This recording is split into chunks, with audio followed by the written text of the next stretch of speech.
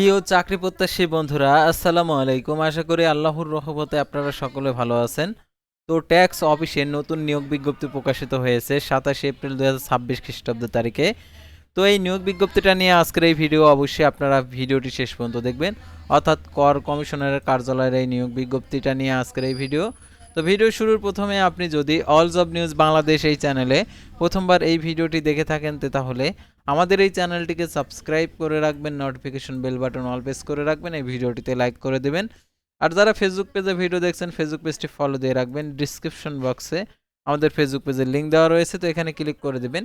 সাথে সাথে আমাদের ফেসবুক পেজে নিয়ে যাবে। তো আমাদের ফেসবুক পেজ এবং ইউটিউব চ্যানেলে যে সকল আপডেটগুলো তুলে ধরা হয়ে থাকে, সরকারি বেসরকারি এনজিও, ডিফেন্স, শিক্ষক নিয়োগ, sales, marketing, railway job, NGO job, এক কথায় সকল ধরনের নিয়োগ বিজ্ঞপ্তির আপডেট তুলে ধরা হয়ে থাকে, পাশাপাশি নিয়োগ পরীক্ষার।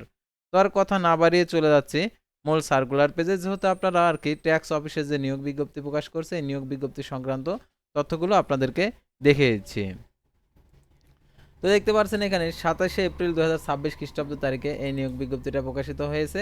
তো দেখতে পাচ্ছেন অনেক ক্যাটাগরির পদ রয়েছে। দেখতে পাচ্ছেন এখানে পদের নাম, গ্রেড, বেতন স্কেল, কম্পিউটার অপারেটর 13তম গ্রেড। দেখতে পাচ্ছেন 11,000 টাকা থেকে 26,590 টাকা পদের সঙ্গে একটি শিক্ষাগত যোগ্যতা ও অভিজ্ঞতা, কোন স্বীকৃত বিশ্ববিদ্যালয় হতে বিজ্ঞান বিভাগে স্নাতক সমান ডিগ্রি, কম্পিউটার মুদ্রাক্ষরিকে প্রতি মিনিটে বাংলায় 25 শব্দ, ইংরেজিতে 30 শব্দের গতি থাকতে হবে, স্ট্যান্ডার্ড অ্যাপটিটিউড টেস্ট উত্তীর্ণ।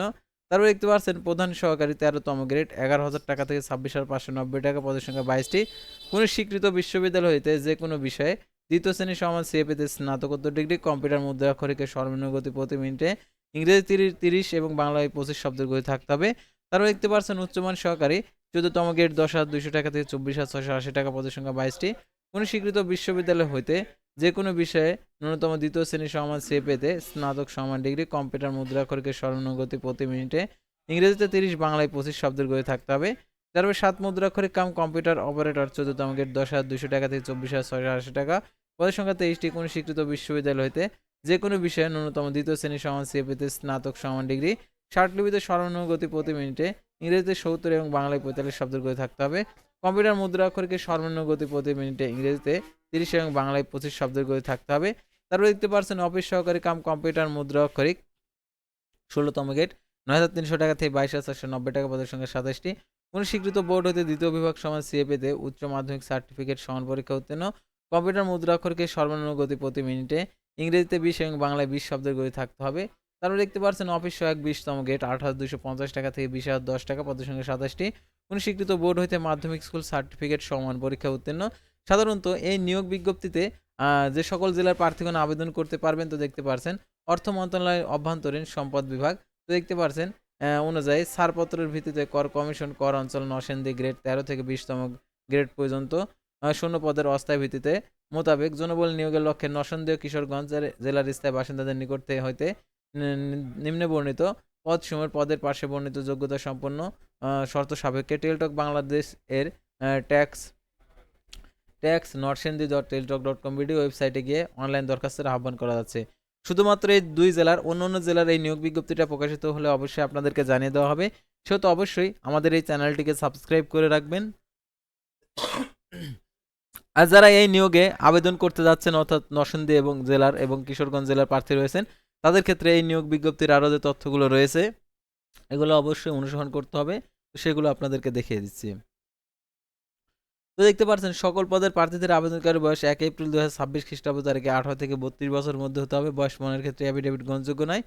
তারপর দেখতে পাচ্ছেন উপযুক্ত কর্তৃপক্ষ উপযুক্ত মানে মনে করলে একটি বাছাই পরীক্ষা গ্রহণের সিদ্ধান্ত নিতে পারেন। তো দেখতে পাচ্ছেন এখানে যে আরও তথ্যগুলো দেওয়া রয়েছে, এগুলো আপনারা দেখে নেবেন।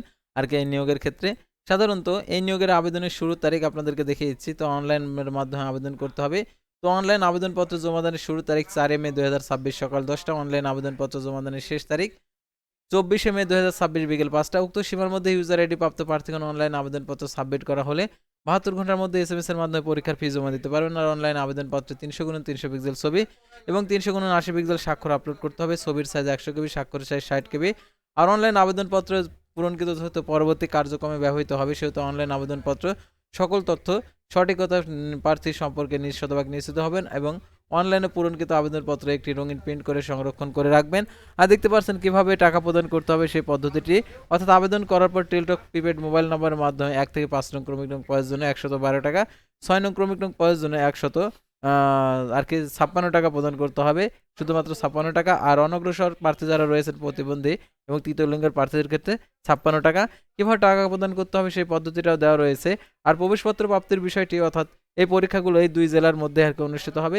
সেহেতু যারা আবেদন করতে চাচ্ছেন অবশ্যই আবেদন করবেন। আর পরীক্ষা সংক্রান্ত A to Z বিষয় আপনাদেরকে আর কি আবেদনপত্রে যে মোবাইল নাম্বার উল্লেখ করবেন সেই মোবাইল নাম্বারে জানিয়ে দেবে। তো আশা করি আপনারা এই নিয়োগ বিজ্ঞপ্তি সংক্রান্ত তথ্য এবং জানতে এবং বুঝতে পারছেন। তো পরবর্তী ভিডিওতে আবারও কোনো নতুন জব সার্কুলার নিয়ে আপনাদের সামনে হাজির হবে। সে পর্যন্ত সবাই ভালো থাকবেন, সুস্থ থাকবেন। আর অবশ্যই আমাদের ফেসবুক পেজটি ফলো দিয়ে রাখবেন, ইউটিউব চ্যানেলটি সাবস্ক্রাইব করে রাখবেন। আল্লাহ হাফেজ।